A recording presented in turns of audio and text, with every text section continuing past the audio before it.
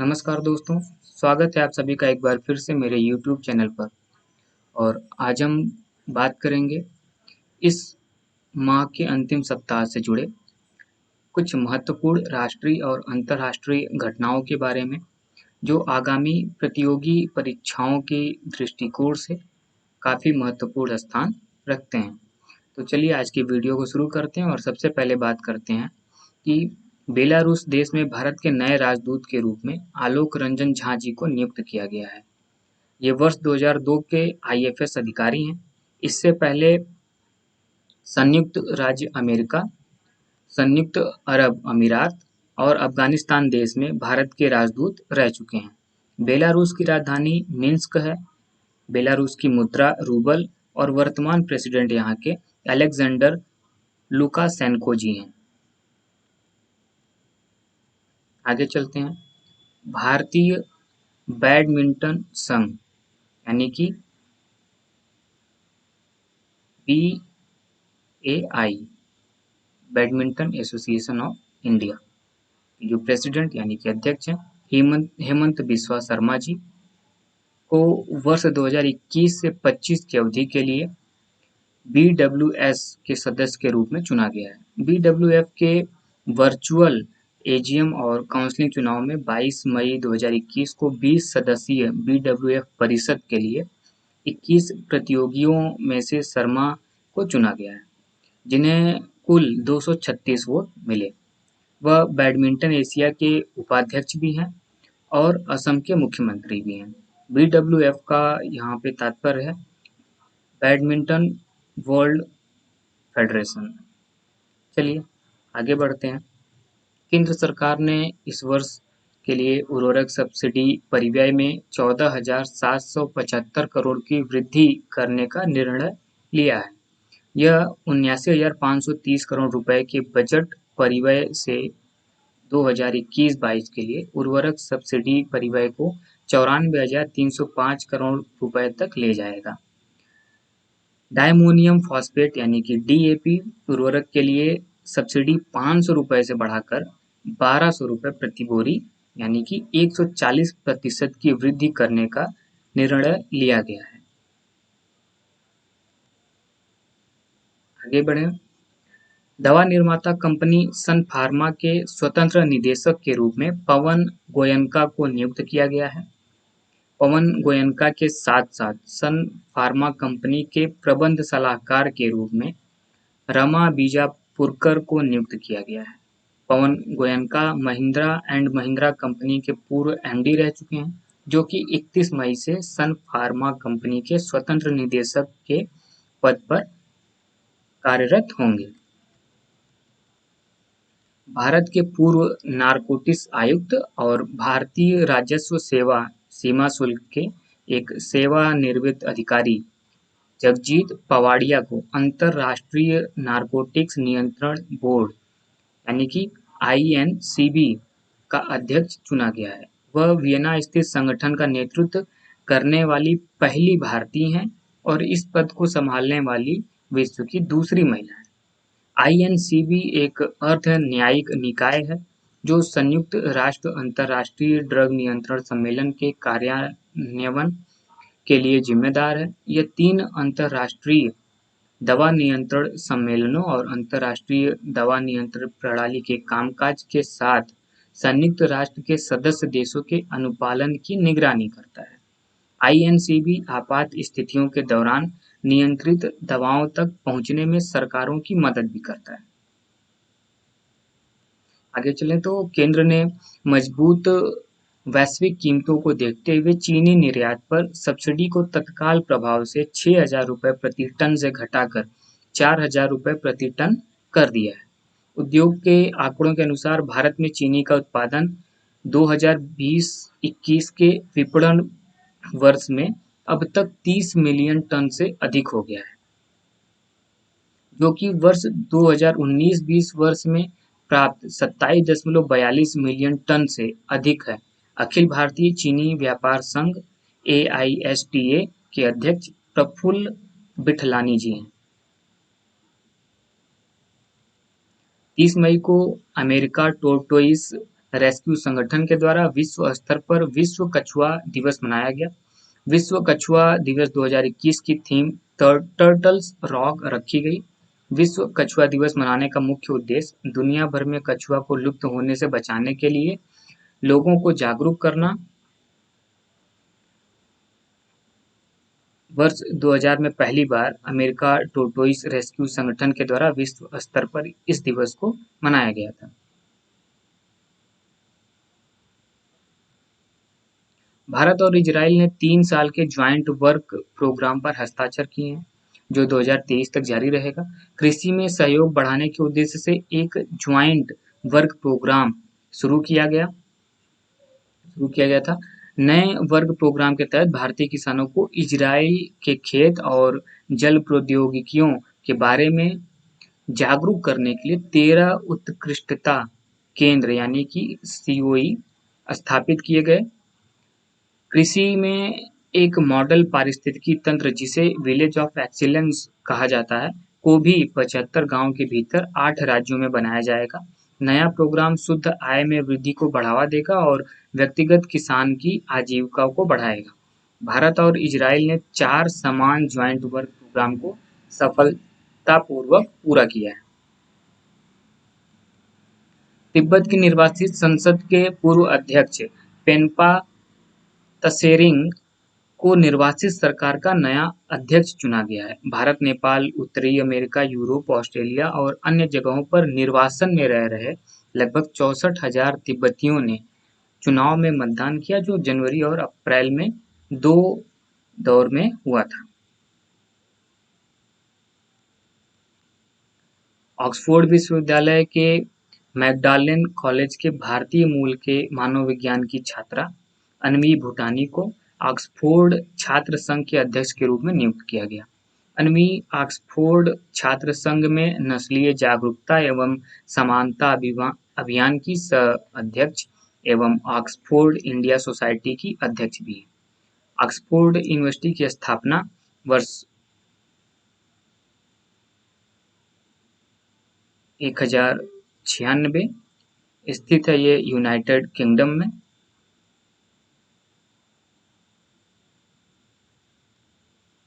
Congo गणराज्य के राष्ट्रपति डेनिस ससौ नगुएसो ने अनातोले कोलिनेट माकोसो को देश का प्रधानमंत्री नियुक्त किया गया। उन्होंने 2016 से कार्यालय में क्लेमेंट मोम्बा की जगह ली। इस नियुक्ति से पहले मकोसो मध्य अफ्रीकी देश के शिक्षा मंत्री थे। वह 2011 से 2016 तक युवा और नागरिक शिक्षा मंत्री भी रहे। 2016 से उन्होंने साक्षरता के प्रभारी प्राथमिक और माध्यमिक शिक्षा मंत्री का पद संभाला है। श्री कोलिनेट माकोसो पिछले राष्ट्रपति चुनाव के दौरान उम्मीदवार ससौ नगुएसो के उप अभियान प्रबंधक थे। आगे चलें। मोक्टर ओउने को माली के प्रधानमंत्री के रूप में फिर से नियुक्त किया गया है। इब्राहिम बाउबकर कीता को हटाने के बाद अगस्त 2020 में उन्हें कार्यवाहक सरकार के प्रधानमंत्री के रूप में नियुक्त किया गया था। राष्ट्रपति बाह एन डॉ के निर्देशों के तहत ओउने को राजनीतिक वर्ग के लिए जगह के साथ एक नई सरकार बनानी होगी। महाराष्ट्र राज्य के पालघर जिले के चीकू को भौगोलिक संकेत यानी कि जीआई टैग प्रदान किया गया है। भारत में सपोटा का प्रचलित नाम चीकू है। हाल ही में भारत ने दक्षिण अफ्रीका को जीआई टैग प्राप्त आम एक्सपोर्ट किए हैं और इसके अलावा घोलवड़ सपोटा की खेप को भी यूके भेजा है। महाराष्ट्र राज्य की राजधानी मुंबई, वर्तमान मुख्यमंत्री उद्धव ठाकरे और वर्तमान गवर्नर भगत सिंह कोश्यारी जी हैं। पंजाब सरकार ने आखिरकार ट्रिपल ओलंपियन और पद्मश्री बलबीर सिंह के नाम पर मोहाली इंटरनेशनल हॉकी स्टेडियम का नाम बदलने की घोषणा की।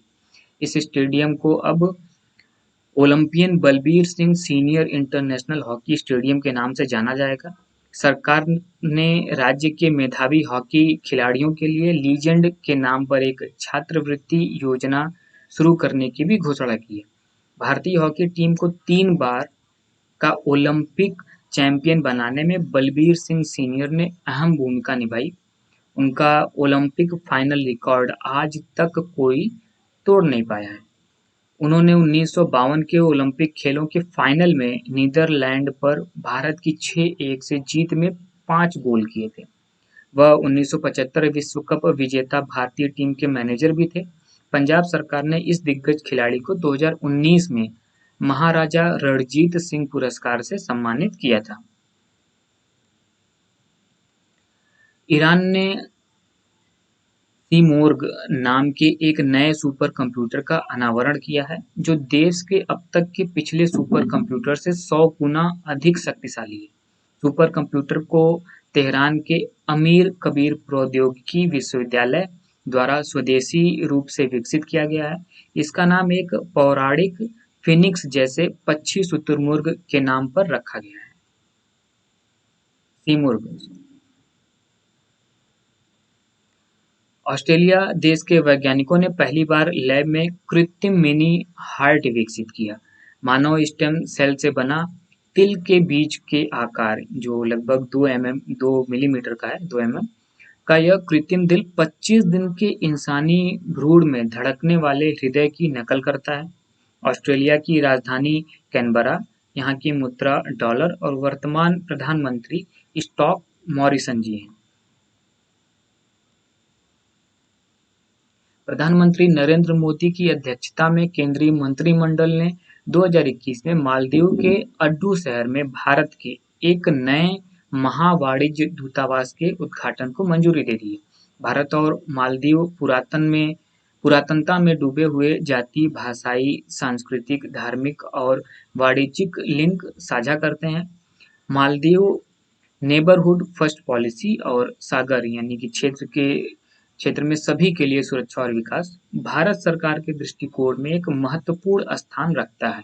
अड्डू शहर में एक महावाणिज्य दूतावास खुलने से मालदीव में भारत की राजनयिक उपस्थिति को बढ़ाने में मदद मिलेगी और इसे मौजूदा और इच्छुक स्तर के जुड़ाव के अनुरूप बनाया जाएगा। भारतीय नौसेना का पहला विध्वंसक आईएनएस राजपूत 21 मई को सेवामुक्त हो जाएगा। इसे 4 मई 1980 को कमीशन किया गया था। 41 वर्षों तक सेवा प्रदान करने के बाद इसे विशाखापट्टनम के नौसेना डॉकयार्ड में बंद कर दिया जाएगा। आईएनएस राजपूत को रूस ने 61 कम्यूनॉर्ड्स शिपयार्ड में बनाया था। इसका मूल रूसी नाम नादे जनी था। अमेरिका की स्पेस एजेंसी नासा ने वर्ष 2023 तक चंद्रमा पर संसाधनों की खोज के लिए अपना पहला मोबाइल रोबोट भेजने की घोषणा की। नासा ने चंद्रमा पर भेजे जाने वाले इस मोबाइल रोबोट का नाम वाइपर रखा है। नासा का यह रोबोट चंद्रमा के दक्षिणी ध्रुव पर नासा के मानचित्र द्वारा खोजे संसाधनों की खोज करने में मदद करेगा। नासा का मुख्यालय वाशिंगटन डीसी और इसकी स्थापना वर्ष 1958 में हुई थी।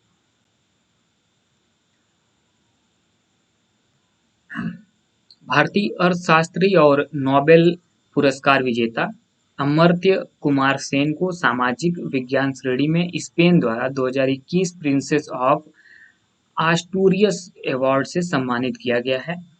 प्रिंसेस ऑफ आस्टूरियस अवार्ड्स स्पेन में प्रिंसेस ऑफ आस्टूरियस फाउंडेशन द्वारा दुनिया भर के व्यक्तियों, संस्थाओं या संगठनों को दिया जाने वाला वार्षिक पुरस्कार है, जो विज्ञान, मानविकी और सार्वजनिक मामलों में उल्लेखनीय उपलब्धियां हासिल करते हैं, उन्हें दिया जाता है।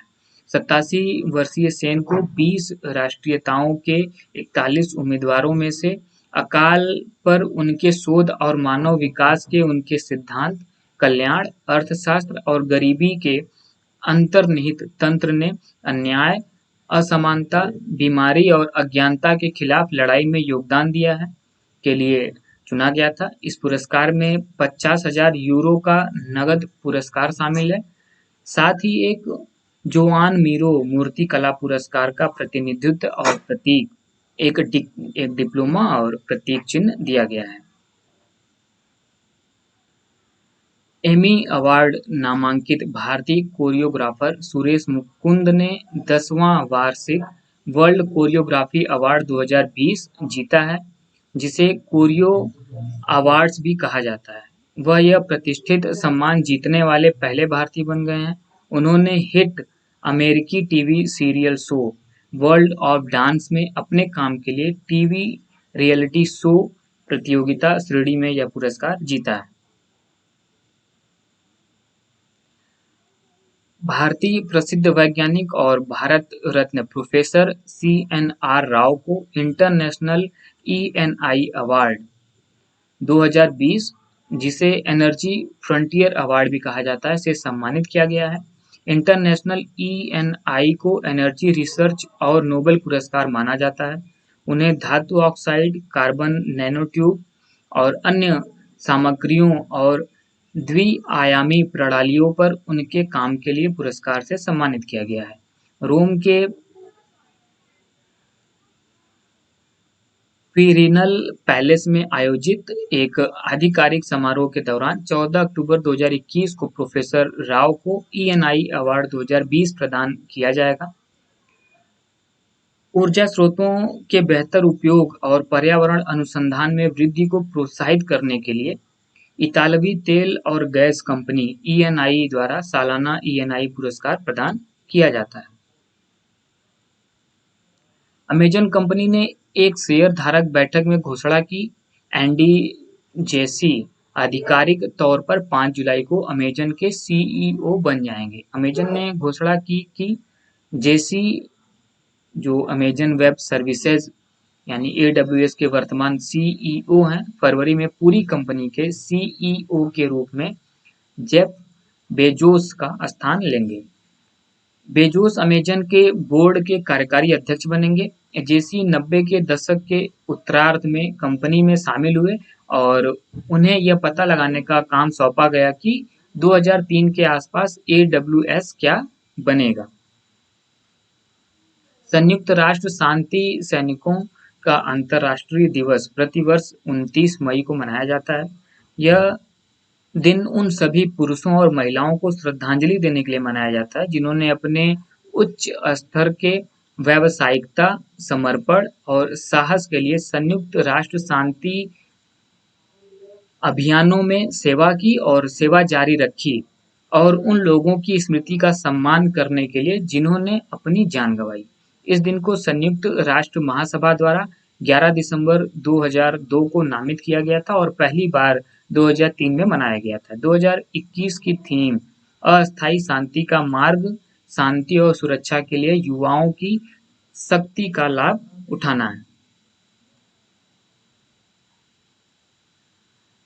रक्षा मंत्री श्री राजनाथ ने वीडियो कॉन्फ्रेंसिंग के माध्यम से services e health assistant and teleconsultation OPD portal launch किया है। पोर्टल का मुख्य उद्देश्य सेवारत सशस्त्र बलों के कर्मियों, दिग्गजों और उनके परिवारों को टेलीमेडिसिन सेवाएं प्रदान करना है। टेलीमेडिसिन सेवाओं का लाभ उठाने के लिए पोर्टल को इस लिंक से एक्सेस किया जा सकता है। सेहत OPD पोर्टल उन्नत सुरक्षा सुविधाओं के साथ अंतिम संस्करण है। परीक्षण संस्करण अगस्त 2020 में लॉन्च किया गया था और बीटा संस्करण पर 6500 से अधिक चिकित्सा परामर्श पहले ही किए जा चुके हैं। असम के मुख्यमंत्री हेमंत बिस्वा शर्मा ने राज्य के सभी 34 जिलों में सरकारी नीतिगत फैसलों, प्रशासनिक सुधारों और अन्य कल्याणकारी योजनाओं के कार्यान्वयन की निगरानी के लिए अभिभावक मंत्री नियुक्त किए हैं। इन जिलों के संतुलित, तेज और सतत विकास के लिए असम के सभी 34 जिलों के लिए 13 अभिभावक मंत्री नियुक्त किए गए हैं। नियत मंत्री सभी केंद्र प्रायोजित योजनाओं के साथ-साथ राज्य की अपनी प्राथमिकता वाले कार्यक्रमों के कार्यान्वयन के लिए जिम्मेदार होंगे। 2 ब्रिटिश रसायनज्ञ जिन्होंने एक सुपर फास्ट DNA अनुक्रमण तकनीक विकसित की, जिसने क्रांतिकारी स्वास्थ्य सेवा का मार्ग प्रशस्त किया। उन्हें फिनलैंड के नोबेल विज्ञान पुरस्कारों के संस्करण से सम्मानित किया गया। कैम्ब्रिज यूनिवर्सिटी के प्रोफेसर शंकर बालासुब्रमण्यम और डेविड क्लेनरमैन ने मानव जीनोम को अनुक्रमित करने के लिए 27 वर्षों में मानव जीनोम को अनुक्रमित करने के लिए तेज और सस्ता तरीका बनाने के अपने काम के लिए 1 मिलियन यूरो यानी कि 1.22 मिलियन डॉलर मिलेनियम टेक्नोलॉजी पुरस्कार प्राप्त किया। तो आज के इस वीडियो में बस इतना ही। पार्ट 2 का वीडियो आपके बीच बहुत ही जल्दी लेकर के उपस्थित होंगे, जिसमें वन लाइनर में आपको राष्ट्रीय और अंतर्राष्ट्रीय से संबंधित जो महत्वपूर्ण घटनाएं हैं इस अंतिम सप्ताह से जुड़े वो आपको उपलब्ध कराएंगे। साथ ही साथ आपसे ये भी कहना चाहेंगे कि आज जो आप वीडियो आप देख रहे हैं इसके डिस्क्रिप्शन बॉक्स में एक लिंक दिया हुआ है टेलीग्राम चैनल का, आप उसको ज्वाइन कर सकते हैं और वहाँ पर आपको क्विज जो है वो करने के मौके मिलेंगे, जो कि आपके जीके और जीएस और करंट अफेयर से रिलेटेड क्विजेज होते हैं। तो इस तरह से आप प्रैक्टिस भी कर सकेंगे और साथ ही भविष्य में हम जो भी वीडियो अपलोड करेंगे उसका लिंक उस ग्रुप में आपको देंगे, तो उसके साथ आपको तुरंत नोटिफिकेशन भी मिल जाया करेगा हमारे वीडियोस का। तो अब हम आपसे विदा चाहेंगे आज की वीडियो में। आपके बीच फिर अगला वीडियो लेकर के जल्दी उपस्थित होंगे। तब तक इस वीडियो को आप देखिए, अपनी तैयारी बहुत अच्छे से करिए आगामी परीक्षाओं के लिए और अपने जानने वालों के साथ, अपने शुभचिंतकों के साथ इस वीडियो को शेयर भी कीजिए। तो अब हमें आज्ञा दीजिए। बहुत बहुत धन्यवाद।